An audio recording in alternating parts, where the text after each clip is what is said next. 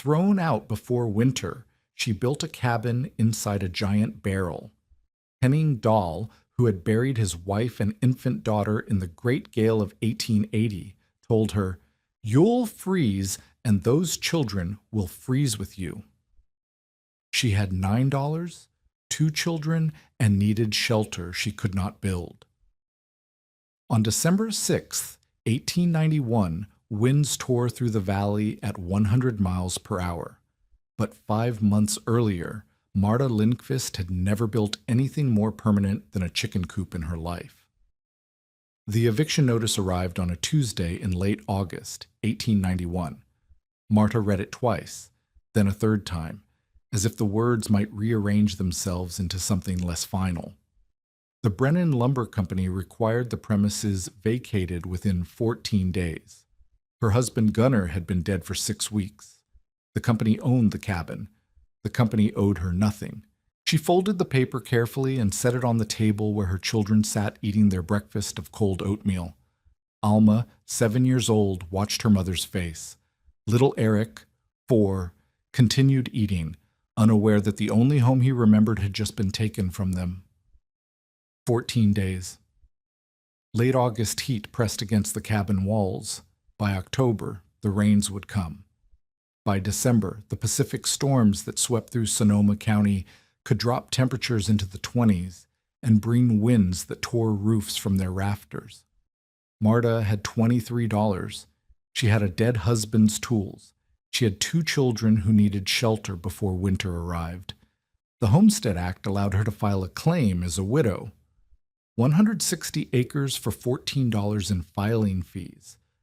But filing a claim and surviving on it were different things entirely. The cheapest lumber for a proper cabin would cost $75. Hiring help to build it would cost another $50. The math was impossible before she even started. She walked to the window and looked out at the ridgeline where Gunnar had died, crushed beneath a 2,000-pound redwood when the choker cable snapped.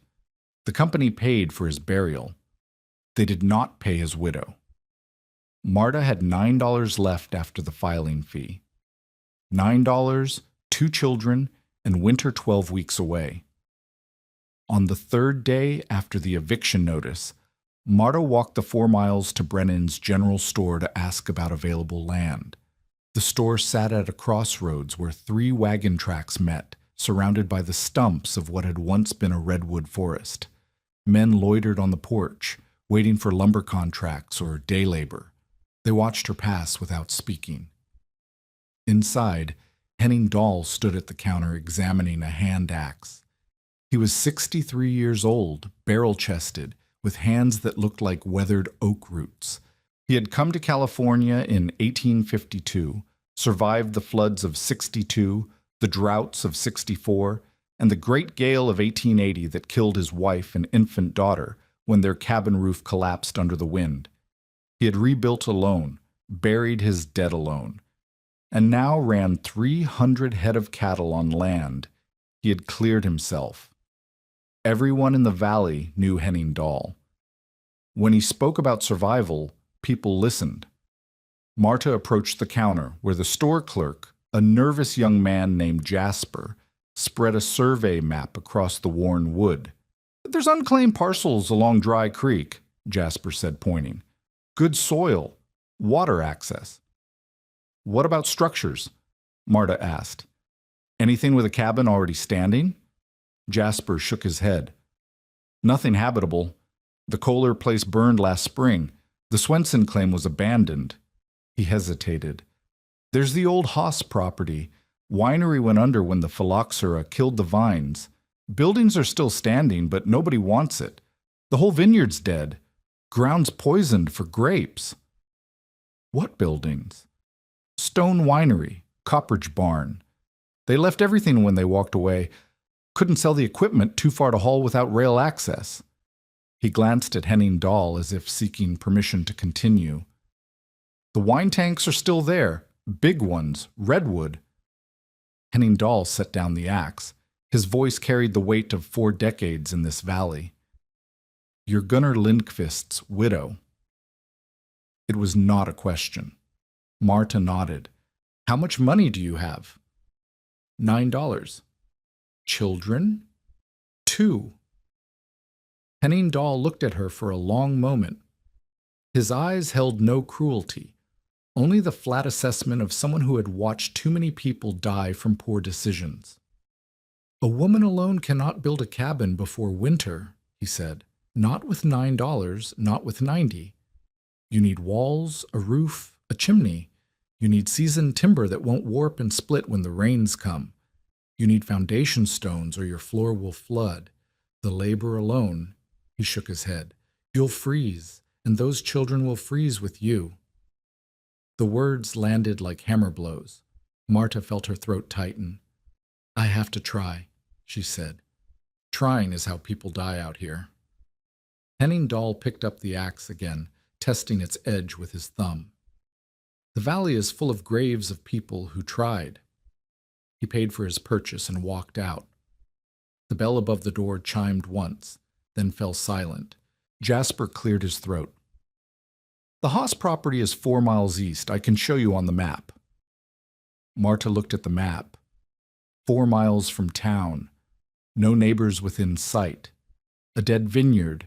An empty winery. And equipment nobody wanted. She had $9 and 12 weeks. The Haas property sat at the end of a wagon track that had nearly vanished under 3 years of grass and blackberry brambles. Marta walked it the following morning, leaving the children with a neighbor who charged her 50 cents for the day. 50 cents she could not spare. The stone winery building was intact but roofless. Wooden beams had collapsed inward, leaving a skeleton of walls around an open pit where wine had once fermented in the California sun. Mold blackened the stones. The smell of rotting wood hung in the still air.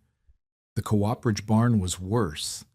Half the structure had fallen completely, planks scattered across the ground like broken bones. The remaining half leaned at an angle that suggested the next strong wind would finish what neglect had started. But inside the barn, still standing in rows like monuments to a dead industry, stood the wine vats. Marta stopped. She counted 7 of them. The smallest was perhaps 8 feet in diameter. The largest was enormous. 14 feet tall and 12 feet across, bound by iron hoops as thick as her wrist, built from redwood staves nearly 3 inches thick. The morning light filtered through gaps in the barn roof and fell across its curved surface like light through a cathedral window. She approached it slowly. The wood was dark with age and wine stain, but when she pressed her palm against it, she felt solidity, no give, no rot. The staves fit together so tightly that she could barely see the seams where they joined. She walked around the vat's circumference, 37 feet. She had paced it 3 times to be sure. 37 feet of enclosed space, protected by walls nearly 3 inches thick. Walls built to hold 12,000 gallons of liquid under pressure. Walls that had stood empty for 3 years without warping, without splitting, without failing. An idea formed in her mind, an idea so strange that she dismissed it immediately. Then she walked around the vat again, and the idea returned, and this time she did not dismiss it.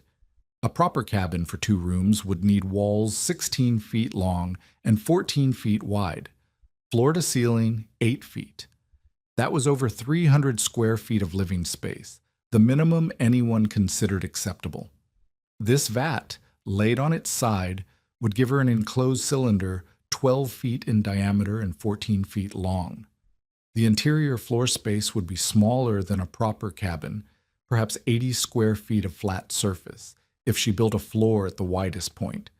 But the walls would be impenetrable. The curved ceiling would shed rain like a river stone, and the whole structure already existed. She would not need to build it. She would only need to move it, secure it, and make it habitable. $9 could not buy lumber for walls, but $9 could buy hinges for a door. Marta stood in the ruins of the Cooperage barn, looking at a wine vat that weighed several tons, and she began to calculate. The problem was weight. A redwood vat of this size, even empty, weighed close to 3,000 pounds. The iron hoops alone weighed several hundred. Moving it would require equipment she did not own, animals she could not afford, and help that no one would offer a widow with $9 and a plan that sounded like madness. But the vat did not need to travel far. It only needed to move from inside the collapsing barn to solid ground outside, perhaps 60 feet, and it did not need to be lifted. It was round. It could roll. She returned to the Haas property the next morning with rope, with gunner's pry bar, and with her children. Alma was old enough to fetch water and hand tools.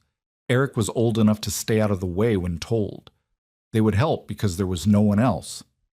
The first task was clearing a path from the barn to the slight rise where she planned to secure the vat.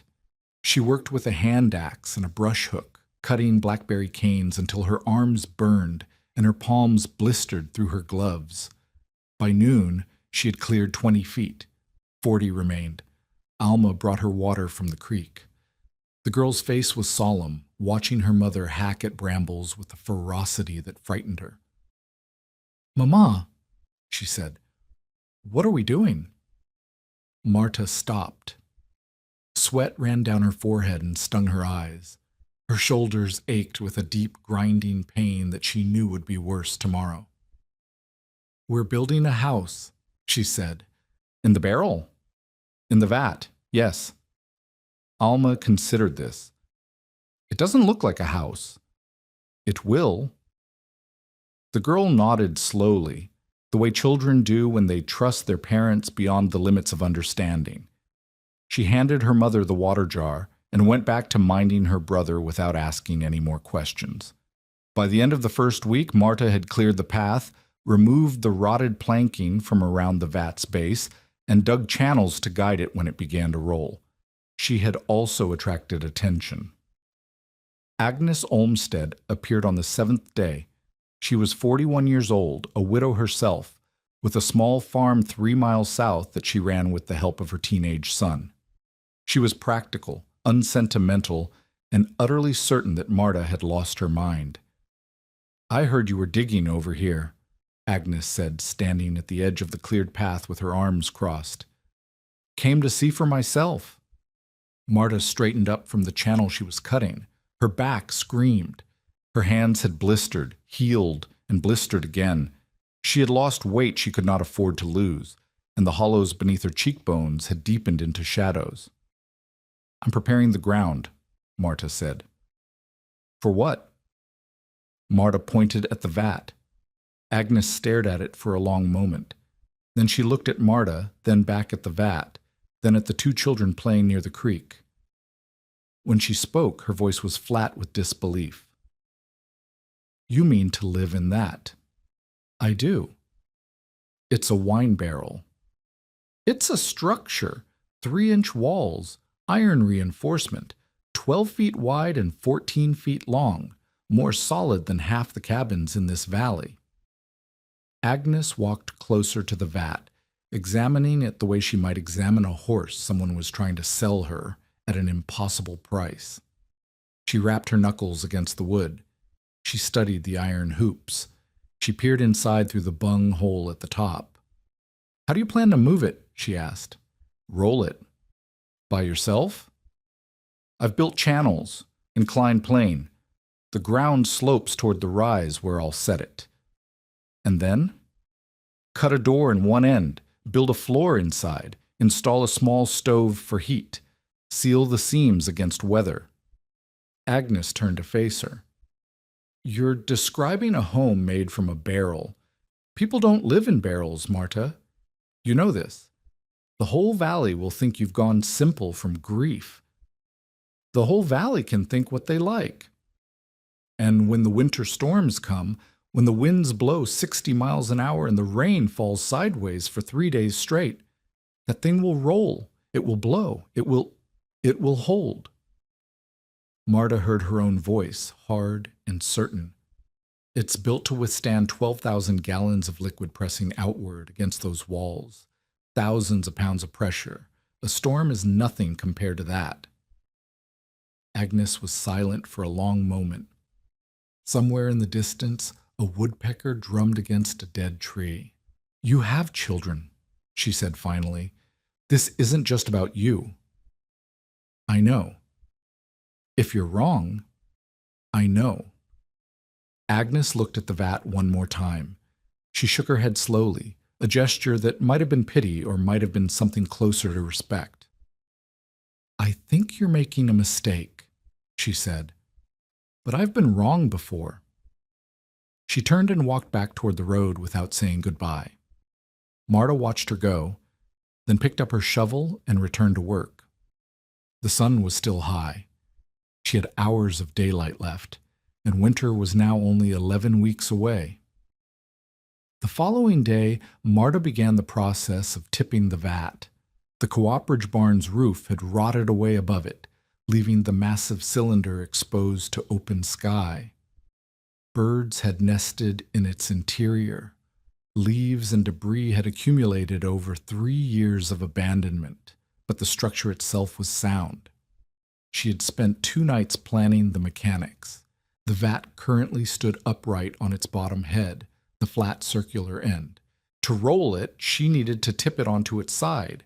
This meant overcoming 3,000 pounds of vertical mass with nothing but rope, leverage, and the inclined channels she had dug. The answer was controlled failure. She dug a shallow trench along one edge of the vat's base. She positioned her longest rope around the vat at its midpoint, running the rope through a crude pulley she had rigged from a barn beam and gunner's block and tackle. She stacked scrap lumber from the collapsed barn to create a landing surface that would catch the vat as it fell. Then she began to dig deeper on the tipping side. The physics were simple. Remove enough support from one edge, and the vat would begin to lean. Once it passed the tipping point, gravity would do the rest. The rope would control the speed of the fall. The landing surface would prevent damage. That was the theory. The practice terrified her. On the morning she was ready to attempt the tip, she sent the children to Agnes Olmsted's farm. She paid Agnes with 2 of her remaining $9, money she desperately needed but could not risk her children to save. If the vat fell wrong, if the rope snapped, if the physics she had calculated in her head turned out to be fantasy, she would die alone. Her children would not watch. She dug the final shovelful of dirt from the tipping edge at 10 minutes past 8 in the morning. For a long moment, nothing happened. The vat stood as it had stood for 3 years, silent and immovable. Then it groaned. The sound was unlike anything she had heard, a deep, wooden complaint that resonated through the ground beneath her feet. The vat shifted. One iron hoop scraped against stone with a shriek that sent birds exploding from the surrounding trees. Marta seized the rope and braced herself. The vat tipped. Slowly at first, then faster. The massive cylinder leaned toward her like a falling tree. The rope burned through her gloves. She pulled, trying to control the descent, feeling the full weight of 3,000 pounds translated through hemp and into her shoulders. Her boots slid in the dirt. Her arms screamed. The vat hit the landing surface with a sound like thunder. Dust billowed. Debris flew. Marta was yanked forward and fell to her knees, losing her grip on the rope as the vat completed its rotation and settled onto its side with a final shuddering boom. She stayed on her knees for several minutes, breathing hard, her heart pounding against her ribs. Dust settled around her like snow. When she finally looked up, the vat lay on its side exactly where she had planned. The landing surface had absorbed the impact. The iron hoops were intact. The staves had not cracked or separated. It had worked. She stood up slowly, testing her shoulders and back for damage. Everything hurt, but nothing was broken. She walked around the vat, examining every inch of its surface. The wood was scuffed where it had struck the ground. One of the iron hoops had dented slightly, but the structure was sound. Marta pressed her palm against the curved wall just as she had done 2 weeks earlier. The wood was warm from the morning sun, solid, unmoving. For the first time since the eviction notice, she allowed herself to feel something like hope. Rolling the vat from the barn to the rise took 4 days. The channels Marta had dug formed a shallow track, just deep enough to guide the vat's path and prevent it from veering off course. She worked with rope and pry bar, advancing the cylinder inches at a time. Push from one side until the vat rotated slightly. Wedge the pry bar underneath to prevent it from rolling back. Move to the other side and repeat.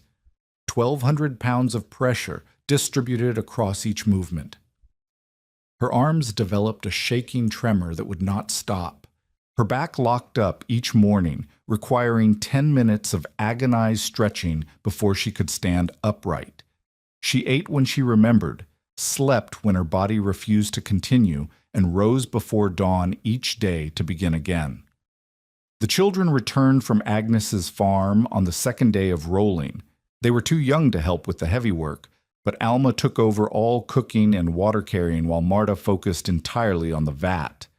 The girl made oatmeal in the morning, bread and cheese at midday, and beans at night. She fed her brother. She kept the fire going. She did not complain. On the evening of the 4th day, the vat reached the rise. The spot Marta had chosen sat on a slight elevation that would allow water to drain away from the structure's base. She had already laid foundation logs, salvaged beams from the collapsed barn, to create a stable cradle that would prevent the vat from rolling. With the last of her strength, she levered the vat into position and wedged it in place with stones and dirt. Then she sat down in the grass and wept. She wept from exhaustion and from pain and from a fear she had not allowed herself to feel during the 2 weeks of brutal labor. She wept for Gunnar, who should have been beside her. She wept for her children, who deserved better than a mother who planned to house them in a wine barrel. She wept until she had nothing left, and then she wiped her face with her sleeve and stood up. $7 remained, 10 weeks until winter. The vat still needed a door, a floor, a stovepipe, and weatherproofing. The work was only beginning. Cyrus Whitfield arrived on a Tuesday, 3 days after the vat reached its foundation. He rode a bay gelding worth more than everything Marta owned combined, and he wore a suit that had no place on a country road in Sonoma County. His hair was oiled, his mustache was waxed. His eyes, beneath a broad-brimmed hat, held the flat patience of a man who was accustomed to getting what he wanted. He was a land agent for the Pacific Development Company. His job was acquiring properties by purchase when possible, by pressure when necessary, by patience when neither worked. The Haas property, abandoned and unclaimed for 3 years, had been on his list for months. He had planned to file his own claim once the abandonment period expired. Then a widow had filed first. Marta was cutting the door opening when he rode up. She had marked an oval on the flat end of the vat, 5 feet tall and 3 feet wide at the center, large enough to pass through without stooping, and she was using Gunnar's cross-cut saw to make the cut. The work was slow. Redwood was soft compared to oak, but 3 inches of any wood took time. Whitfield dismounted and watched her work for several minutes before speaking. "Mrs. Lindqvist." Marta did not look up. "Mr. Whitfield, I see you're making improvements." "I am?" "To a wine vat." She paused her sawing and straightened up, pressing one hand against the small of her back. She was filthy with sawdust and sweat. Her dress had torn at the shoulder. Her hair had escaped its braid and hung in strings around her face. "To my home," she said. Whitfield smiled. The expression did not reach his eyes. "Mrs. Lindqvist, let me be direct. The Pacific Development Company has an interest in this property. We would be willing to purchase your claim for—" He paused, as if calculating. $25, cash, today. "The property is not for sale." "You haven't even heard my terms." "I heard the number. $25 for 160 acres. 160 acres of vineyard land with water access and a stone building. You're insulting me." Whitfield's smile flickered but did not disappear. "The vineyard is dead. The stone building is roofless. The only structure on the property is a barrel you appear to be living in with your children. $25 is generous." "No." "30." "No." The smile was gone now. Whitfield took a step closer, close enough that Marta could smell the pomade in his hair. "Mrs. Lindquist, you cannot prove up this claim. The Homestead Act requires 5 years of continuous habitation and demonstrated improvements. You have no money, no materials, and no help. By spring, you'll be begging the county for relief. By next summer, you'll have abandoned this property, and I'll file a claim on the improvement." Marta met his eyes. She did not step back. "Then you can wait until next summer," she said, "or you can ride out of here now and stop wasting both our time." Whitfield held her gaze for a long moment. Then he laughed, a short, contemptuous sound. "You're going to put those children in a barrel for the winter," he said. "When the storms come, and they will come, and that thing rolls down the hill with your children inside it, you remember I offered you a way out." He mounted his horse without waiting for a response. Marta watched him ride back down the wagon track until he disappeared around the bend. Then she picked up her saw and returned to cutting the door. Her hands were shaking, whether from exhaustion or anger she could not tell. The door took 5 days to complete. Cutting the oval was only the beginning. Marta had to salvage hinges from the collapsed barn, fashion a frame from scrap lumber, and build the door itself from planks she pulled from what remained of the cooperage building. The result was crude but functional, a thick slab of redwood that swung inward on iron hinges and could be barred from inside with a heavy beam. The floor took another week. She built a platform at the vat's widest point, creating a flat surface roughly 8 feet long and 10 feet wide. The curved walls rose around this floor like the inside of a ship's hull. But the space was larger than she had calculated, large enough for 2 straw mattresses, a small table, and the cast iron stove she bought in town for $4.50. The stove was the largest expense, but it was not negotiable. A winter without heat was a death sentence.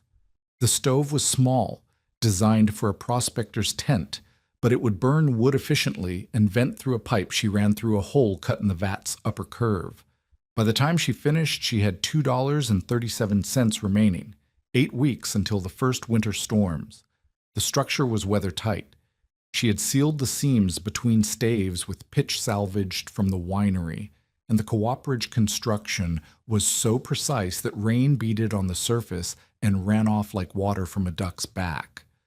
The 3-inch walls provided insulation that made the interior noticeably warmer than the outside air, even before she lit the stove.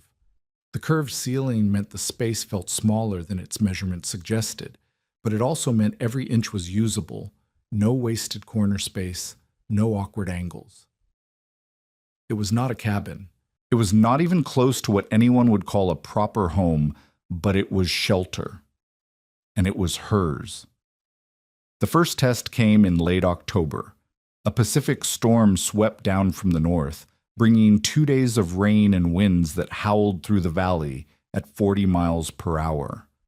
Marta lay awake through the first night, listening to the wind scream past the curved walls of the vat, waiting for the structure to move, to roll, to fail. It did not move. The rain hammered against the redwood staves and ran off in sheets. The wind found no flat surface to push against. It flowed around the cylinder the way water flows around a river stone, pressing inward without finding purchase.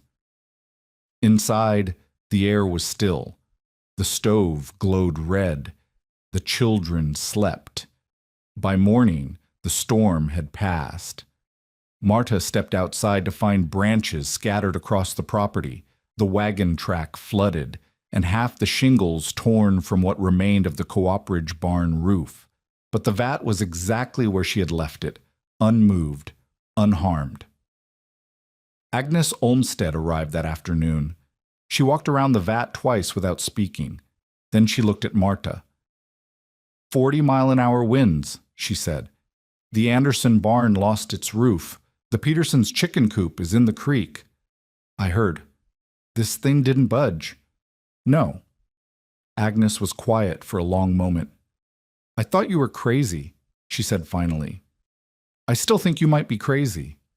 But that, she pointed at the vat. That held. Marta nodded. It held. The winter storms are worse. I know. 60, 70 miles an hour. The 1880 storm hit 100. My husband's cousin died in that one. Roof collapsed on his family while they slept. Marta looked at the vat, at the curved walls that had turned aside 40-mile-an-hour wind without a tremor. She thought about the physics that had made it possible.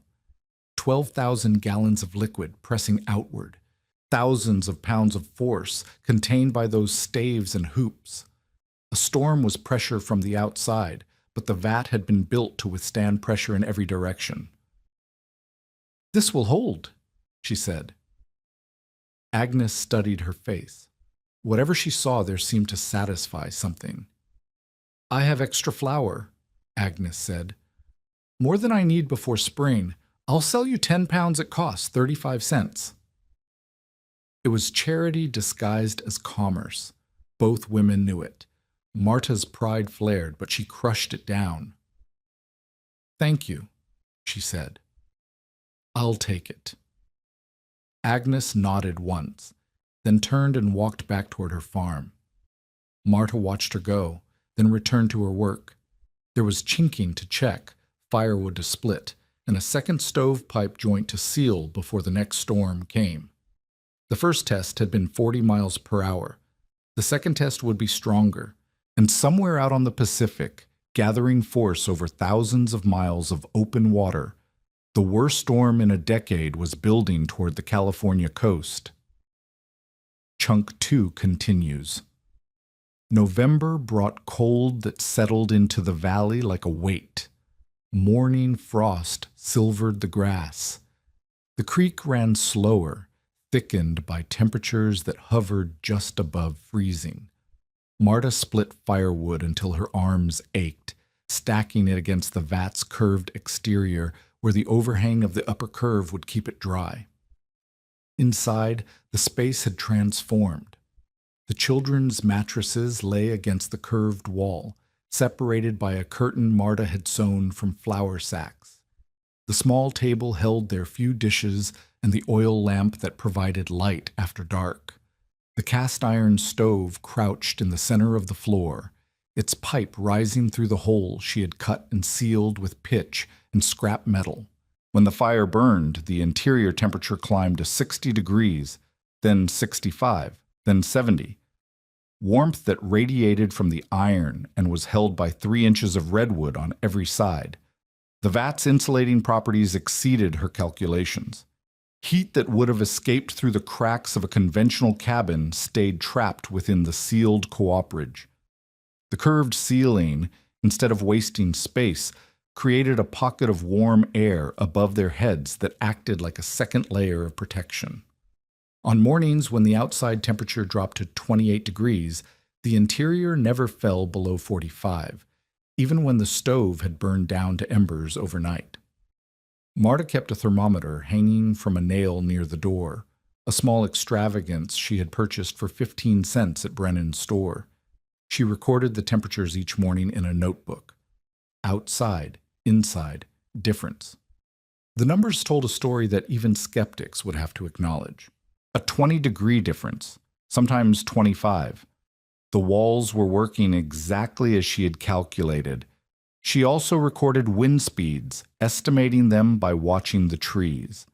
Calm, light breeze, moderate wind that bent the smaller branches, strong wind that moved the larger limbs. On November 12th, a gust tore a dead branch from an oak near the creek, and she marked it, strong wind, structure stable, No movement detected. The vat had not shifted a single inch since she had wedged it into its foundation. Agnes Olmsted visited once a week, bringing small gifts disguised as trades, eggs for mending, butter for help with her accounts. Each visit, she examined the vat with the same mixture of skepticism and reluctant admiration. She had stopped calling it a barrel. Now she called it your place, or sometimes that thing, but the contempt had faded from her voice. Still standing, she said in mid-November, running her hand along the iron hoop nearest the door. Still standing. Henning Dahl came by my farm yesterday, asked about you. Marta paused in her work. She had been patching a hole in Eric's trousers. What did he want? Wanted to know if you were still here, if you'd given up yet. Agnes shrugged. I told him you weren't going anywhere. What did he say? Nothing, just nodded and rode off. Agnes looked at the vat again. He's been watching the sky, says the barometer's been falling for a week, says it feels like 80 all over again. Marta had heard the same from others. Old-timers who remembered the great gale of 1880 spoke in low voices about the signs, the strange stillness in the mornings, the animals acting nervous, the ache in joints that had healed wrong decades ago. Horses refused to settle. Dogs whined at nothing. The air itself felt heavy, pressed down by something building far out over the Pacific. A storm was coming. Everyone could feel it. The vat held in October, Marta said, keeping her voice steady. 40-mile winds. It will hold again. Agnes looked at her for a long moment. Her expression was unreadable. The 80 storm wasn't 40 miles an hour, Marta. It was 100, maybe more. Henning lost his wife and baby girl that night. The roof came down on them while they slept. I know. Do you? Do you really understand what a 100-mile wind does to a structure? Marta set down the trousers and met Agnes's eyes. I understand that this vat was built to hold 12,000 gallons of liquid, 12,000 gallons pressing outward against every inch of these walls. That's thousands of pounds of pressure, Agnes. Constant, relentless pressure. A storm pushes from the outside. This vat was designed to resist pressure from the inside. The physics don't change just because the direction does. Agnes was silent for a long moment. Then she shook her head slowly. I hope you're right, she said. God help you if you're wrong. She left without saying goodbye. Marta watched her walk down the wagon track, her figure growing smaller until she disappeared around the bend. Then she picked up Eric's trousers and resumed her mending. Her hands were steady. Her heart was not. The first snow fell on December 3rd. Light flurries that melted as they touched the ground, dusting the valley in white that vanished by noon. But the message was clear.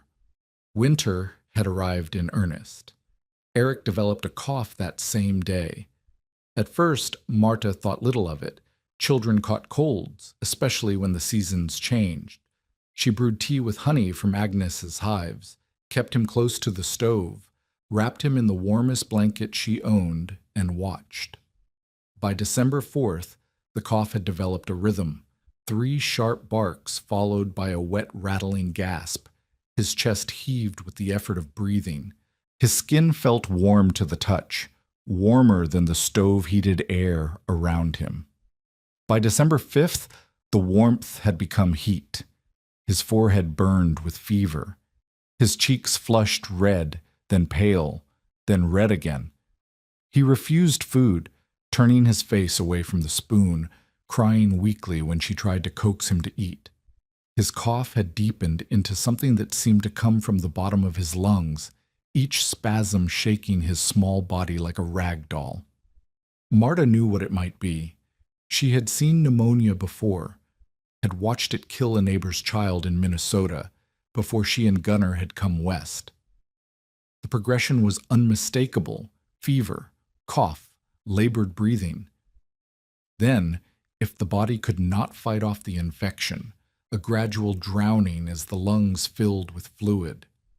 The nearest doctor was in Healdsburg, 12 miles away over roads that the November rains had already turned treacherous. She had no horse, no wagon, and $1.87 to her name. Even if she could reach the doctor, she could not afford his fee. Even if she could afford his fee, she could not leave Alma alone for the full day the journey would require. She sat beside her son's mattress through the night of December 5th, listening to his labored breathing and watching the shadows thrown by the stove's glow across the curved ceiling. The redwood walls surrounded her like the ribs of some great beast. Outside, she could hear the wind beginning to rise. Not the howling gale that the old-timers feared, but a steady pressure that moaned through the trees and pressed against the vat's curved surface. Alma slept fitfully on the other side of the flour sack curtain. She was 7 years old, too young to lose her brother, too old not to understand what was happening. She had asked, before falling asleep, if Eric was going to die. Marta had not answered. She had not known what to say. By morning, Eric's fever had climbed higher still. His lips were dry and cracked despite the water she had dripped between them through the night. His eyes, when he opened them, held a glassy distance that terrified her, as if he were looking at something far away, something only the very sick could see. She could not carry him 12 miles to Healdsburg. She could not leave Alma alone. She could not afford a doctor even if she could reach one. She could not do nothing. Agnes arrived at noon, earlier than her usual weekly visit. She took one look at Eric, at the fever-bright eyes, the labored breathing, the small body that seemed to have shrunk overnight, and made a decision without being asked. "I'll ride for the doctor," she said, already pulling on her coat.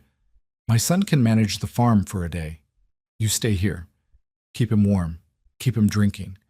Don't let the fever climb any higher than it already has." "Agnes, I can't pay." "I'm not asking you to pay." Agnes's voice was sharp, cutting off the protest before it could fully form. "I'm asking you to keep that child alive until I get back. Dr. Reeves owes me a favor from when I sat with his wife during her last illness. He'll come. You just make sure there's someone for him to treat when he arrives." She was gone before Marta could argue further. The sound of hoofbeats faded down the wagon track, growing fainter until they disappeared entirely. Then there was only the wind, rising, and her son's rattling breath, and the creak of the vat's iron hoops as the temperature continued to drop. The storm announced itself at 4 in the afternoon on December 6, 1891. Marta was boiling water for tea, her third pot of the day, trying to get fluids into Eric's fever-racked body, when the light changed. One moment the afternoon sun filtered weakly through the clouds, casting pale shadows through the open door. The next, the sky had turned the color of a bruise, purple and green and yellow swirling together, colors that did not belong in the same sky, colors that meant violence was coming. She had just enough time to close the door. The wind hit 30 seconds later. It did not build gradually, the way normal storms approached. It arrived like a physical blow, slamming against the vat with a force that made the entire structure shudder on its foundation. The impact knocked Marta sideways. She grabbed the table to steady herself. The oil lamp toppled from its hook and shattered on the floor, sending burning oil across the planks. Marta stamped out the flames with her boots, her heart pounding. In the sudden darkness, the only light now coming from the stove's glow through its iron grate, she heard Alma scream. "Stay down!" Marta shouted over the wind's roar. "Stay on the floor! Don't move!"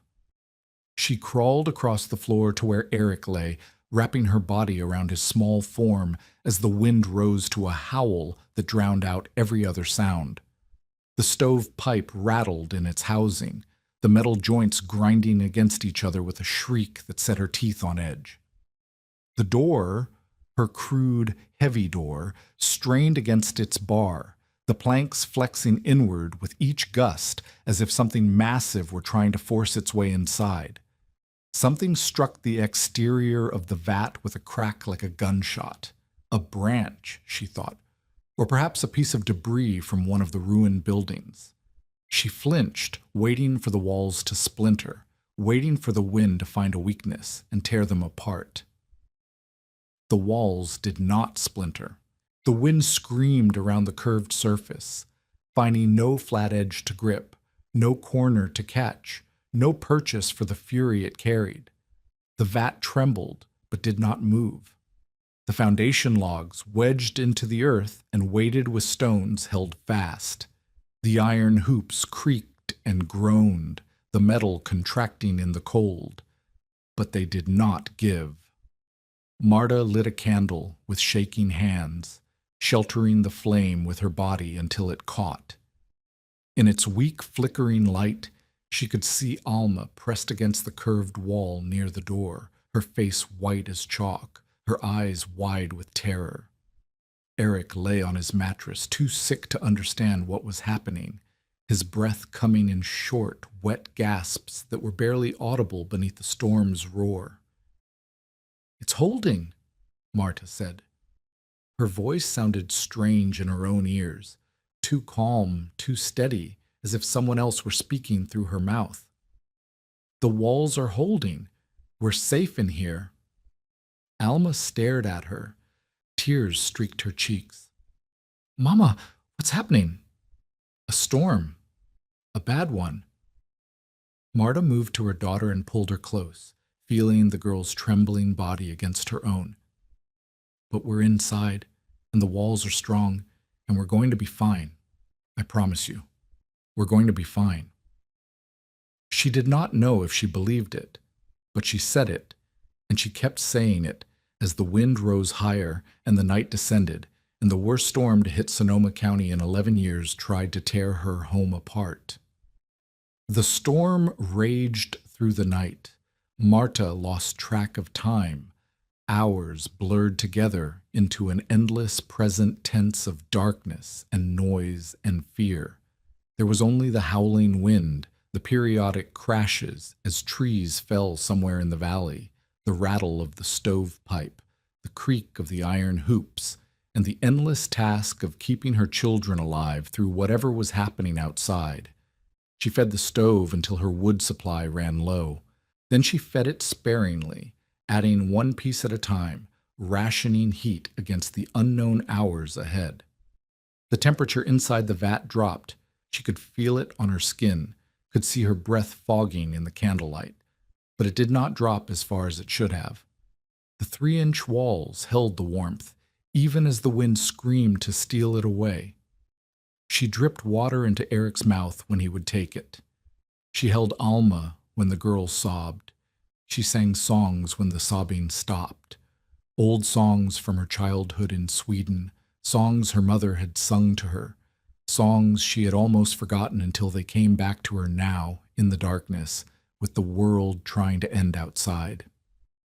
Sometime after midnight, she guessed by the depth of the darkness, by the ache in her back from hours of sitting upright, the wind reached a pitch that seemed impossible, a sound beyond sound, a pressure that made her ears ache and her chest tighten. The vat groaned. The door flexed inward against its bar, the gap at the edges widening until she could see the blackness of the storm through the cracks. She pressed herself against the curved wall and felt the wood vibrating under her palms like a living thing. The whole structure was resonating with the force being applied to it, every stave and hoop working together to distribute the pressure, to hold against what should have been overwhelming force. 100 miles per hour. That was the estimate she would hear later from men who had instruments to measure such things. 100 miles per hour sustained, with gusts that exceeded 120. The highest wind speed ever recorded in the valley. The kind of wind that had killed Henning Dahl's wife and infant daughter 11 years earlier, collapsing their cabin roof. while they slept. The vat held. The physics that had built it, the physics of containing 12,000 gallons under pressure, meant that external force distributed across the curved surface rather than concentrating at weak points. A flat wall would have caught the wind like a sail, the pressure mounting until something gave. A curved wall let the wind flow around it, the same way a river flows around a boulder. The force was still there, but it had nowhere to focus, nowhere to punch through. The iron hoops, engineered to prevent the staves from separating under internal stress, performed the same function against external compression. They held the cylinder together, maintaining its shape, preventing any single stave from being driven inward or outward by the storm's fury.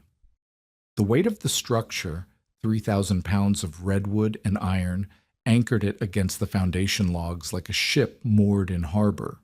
The wind could push, but it could not lift. It could not tip what it could not get beneath. Around them, the valley was being destroyed.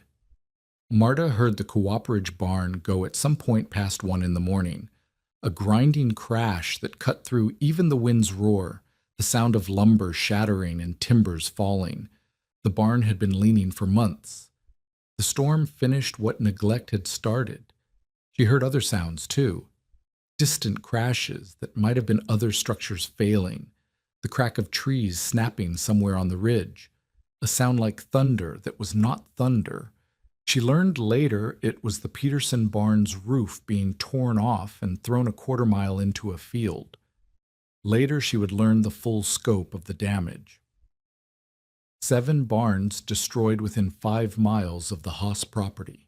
2 cabins collapsed with families inside, the Morrisons and the Hendricks, both rescued from the wreckage by neighbors who braved the storm to dig them out.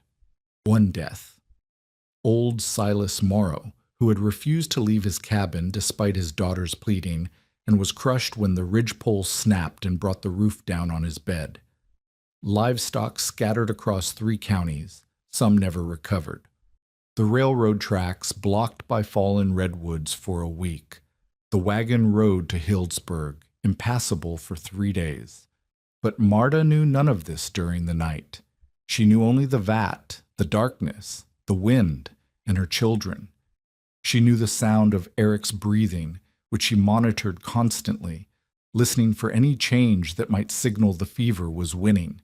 She knew the weight of Alma against her side, the girl's fingers clutching her dress, the small body that trembled with every crash and groan. At 3 in the morning, Eric's fever broke. She felt it happen, the moment when the burning heat under her palm gave way to something cooler, something closer to normal.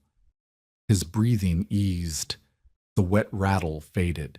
His body relaxed against the mattress, the tension draining from muscles that had been clenched against pain and fever for 2 days. He opened his eyes. They were clear, present, seeing her. "Mama?" he said, his voice small but steady. "I'm thirsty." Marta wept for the 2nd time since coming to the Haas property. This time, she wept with relief so profound it felt like its own kind of collapse. The tears came without warning, without control, streaming down her face as she fumbled for the water jar, as she lifted her son's head and helped him drink, as the storm continued to rage outside walls that had held and would keep holding. She gave him water. She checked his forehead again and again, convinced the fever would return, convinced this was a false hope that the night would snatch away. It did not return. The crisis had passed, both crises, the sickness and the storm, breaking at almost the same moment, as if God had decided that she had been tested enough. By dawn, the wind had fallen to 40 miles per hour. By noon, it was merely blustery, strong enough to bend the smaller trees, but nothing like the monster that had howled through the darkness. Marta unbarred the door and stepped outside for the first time in 20 hours.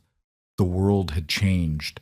Trees lay everywhere, their roots torn from the earth, their trunks snapped like kindling. The Cooperage barn was a scattered ruin, Planks and beams spread across 100-foot radius as if a giant hand had swept them aside. The path she had cleared for the vat was buried under debris, branches, leaves, pieces of someone else's fence that had blown in from God knew where. The creek ran brown with mud and churned with branches. Its banks overflowed, the water spreading across the low ground in a temporary lake. Smoke rose from somewhere to the south, someone's home, burning in the aftermath, perhaps from an overturned stove or a fallen lamp. Smoke rose from the north, too, though that might have been a chimney. It was hard to tell. But the vat stood exactly where she had placed it 5 months earlier. The curved walls showed scratches where debris had struck them, long gouges in the redwood that would need to be sealed before the next rain. One of the iron hoops had a new dent where something heavy had struck it. The door frame had warped slightly from the pressure, and she would need to plane it before it would close properly again. But the structure was intact. The walls had held. Her children were alive inside. Marta sat down on the foundation log and watched the clouds break apart above the valley. The sun came through in patches, illuminating the destruction in stark, golden light. She could see 3 fallen trees from where she sat. She could see the remains of the Cooperage barn. She could see the wagon track washed out and impassable. And she could see, coming up that wagon track, 2 figures on horseback picking their way through the debris. Agnes Olmsted had found the doctor, and they had ridden through the aftermath of the storm to reach her. Dr. Samuel Reeves was 53 years old, trained in Philadelphia, and had practiced medicine in Sonoma County for 18 years. He had treated every illness the frontier could produce.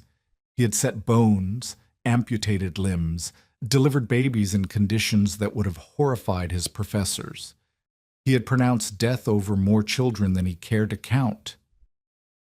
He arrived at the Haas property at 2 in the afternoon on December 7th, exhausted from a ride that had required detours around washed-out roads, fallen trees, and debris fields that stretched for hundreds of yards. Agnes had briefed him on the situation during the journey. The widow, the sick child, the unconventional shelter she had built from a wine vat. He had assumed Agnes was exaggerating, the way people often did when describing something unusual. He was not prepared for what he found. The child was recovering. Dr. Reeves examined Eric thoroughly, listening to his lungs, checking his temperature, palpating his lymph nodes, watching the rhythm of his breathing. The fever had broken naturally, as fevers sometimes did when the body's defenses finally overwhelmed the infection. The lungs were clearing. Rest, warmth, and fluids would complete the healing. There was nothing for him to do but confirm what the mother already knew. Her son would live. But the structure stopped him cold. He stood outside the vat for several minutes, not speaking, his medical bag hanging forgotten from his hand. He walked around it slowly, examining the walls, the hoops, the foundation logs, the door that Marta had cut and hung herself. He pressed his palm against the wood. He rapped his knuckles against it, listening to the sound. He peered inside at the living space she had created. The mattresses, the stove, the table, the curtain dividing the children's sleeping areas. "You rode out the storm in this," he said finally. It was not a question. "Yes." 100 miles winds. The worst storm since 80. "Yes." And this structure did not move. It moved slightly during the worst gusts, a vibration, but it did not shift from its foundation. It did not roll. It did not collapse. Dr. Reeves was silent for a long moment. Then he laughed, not mockingly, but with genuine amazement. "Mrs. Lindqvist, I have treated 3 families today whose cabins collapsed. The Peterson children have broken bones, the boy's arm, the girl's collarbone. Mrs. Anderson is being treated for exposure after spending the night in a creek bed with her infant because their cabin lost its roof, and they had no choice but to flee. Silas Morrow is dead, God rest him." He shook his head slowly. and you were warm. Your children were safe. Your sick child's fever broke in a wine vat. It's not a barrel, Marta said automatically. It's a vat, built to withstand pressure. The principle is, I don't need the physics lesson, Mrs. Lindqvist. But his tone was kind, not dismissive. I can see the results well enough. He refused payment for the visit. He said he had done nothing to earn it. The child was already recovering, and he had administered no treatment. But before he left, he asked detailed questions about the structure, the thickness of the walls, the diameter of the hoops, the method she had used to seal the seams, the way she had anchored it to the foundation, the size of the interior, the placement of the stove, the path of the chimney pipe. He wrote everything in a small notebook he carried in his vest pocket, his handwriting cramped and precise. There are families who will need to rebuild, he said. Families who lost everything last night. They should know about this. I'll tell anyone who wants to listen. I believe you will. He mounted his horse and looked down at her. Mrs. Lindqvist, I have lived in this valley for nearly 20 years. I have seen every kind of shelter fail in every kind of weather. I have never, not once, seen anything like what you've built here. He tipped his hat and rode away, following Agnes back toward the main road. Marta watched them until they disappeared around the bend, the sound of hoofbeats fading into the wind that still gusted through the wreckage of the valley. Henning Dahl arrived 3 days later. Marta saw him coming up what remained of the wagon track, walking because his horse had thrown a shoe somewhere on the debris-covered road, and he had been unwilling to wait for the farrier. He was carrying something under one arm, wrapped in burlap cloth. He stopped at the edge of the cleared area and looked at the vat for a long time without speaking. His weathered face was unreadable, but his eyes moved slowly over every detail, the scratches on the walls, the dented hoop, the warped door frame, the foundation that had not shifted. Mrs. Lindqvist, he said finally. Mr. Dahl. He continued looking at the vat. I told you that you would freeze. I told you those children would freeze with you. Marta said nothing. She waited. I have been building cabins in this valley for 40 years, Henning Dahl said.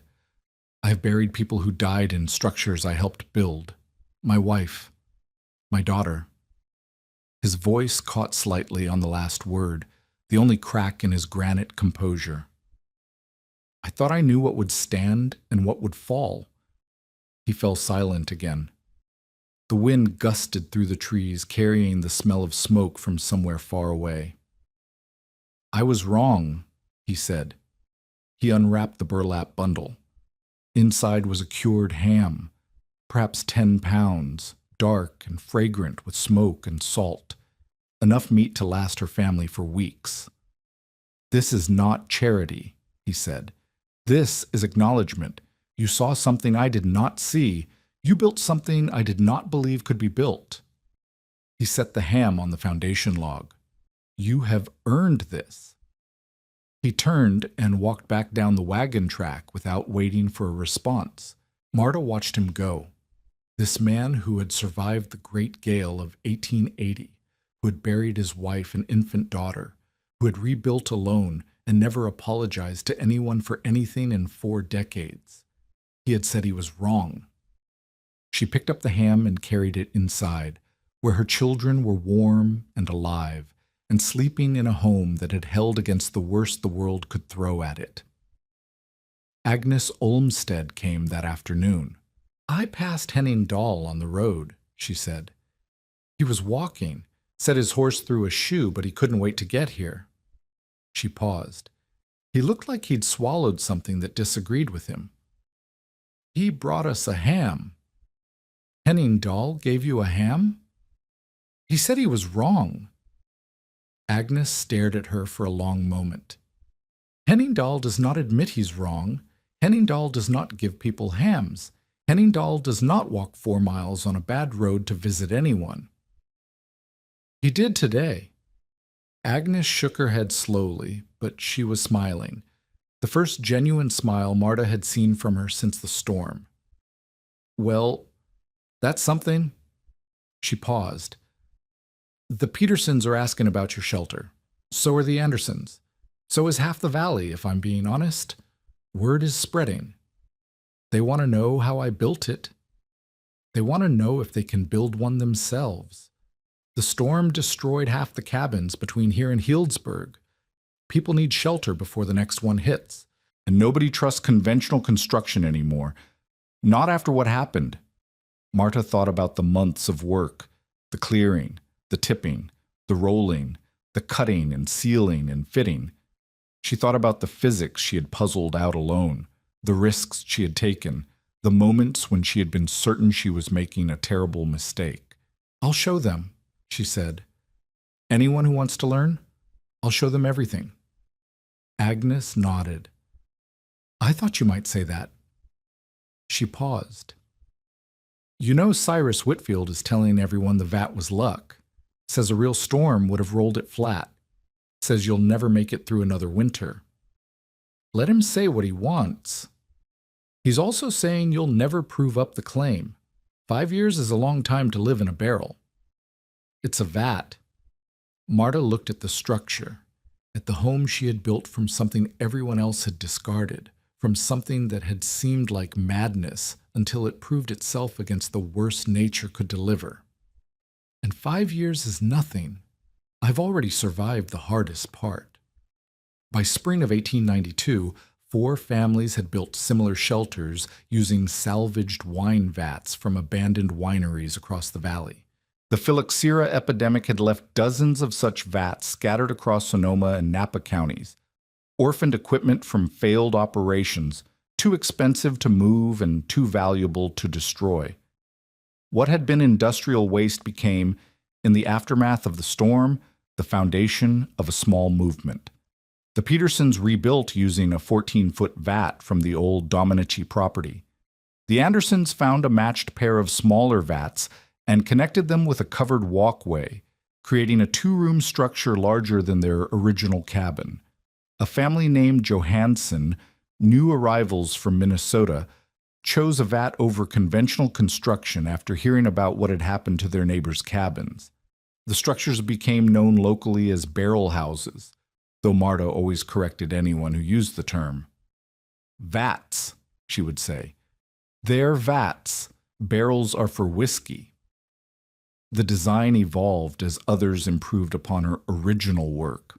The Petersons added a wooden extension off the door end, creating a conventional room attached to the circular shelter. The Andersons built sleeping lofts in the upper curve of their vats, nearly doubling the usable floor space. A blacksmith in Healdsburg named Thompson developed a standardized door kit, pre-cut frame, hinges, and bar that could be installed in half the time Marta's original had required. Marta shared her methods freely with anyone who asked. She drew diagrams in the dirt outside her vat, explaining the physics of curved surfaces and distributed pressure to men who had built conventional cabins all their lives. She walked families through the process of tipping and rolling. She demonstrated how to seal seams, how to cut a door without weakening the structure, how to route a stovepipe without creating a fire hazard. She never charged for her knowledge. When people offered payment, she refused. I survived because nobody thought to look at what was already there, she said, because everyone assumed that a wine vat couldn't be a home. That shouldn't cost anyone money. Cyrus Whitfield never acknowledged that he had been wrong. He sold his interest in the Pacific Development Company the following year and moved to San Francisco, where he died of typhoid fever in 1897. He was buried in a pauper's grave because he had lost most of his money in a failed land speculation. No one from the valley attended his funeral. Marta Lindqvist proved up her homestead claim in 1896, 5 years after filing.